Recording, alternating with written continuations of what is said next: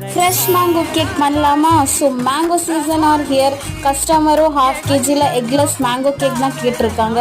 So why not, நம்ம mango வந்து வீட்லேயே நிறைய இருந்ததுன்னு சொல்லி நானும் வந்து ஃப்ரெஷ் மேங்கோ கேக்காக அவங்களுக்கு பண்ணி கொடுத்துட்டேன்.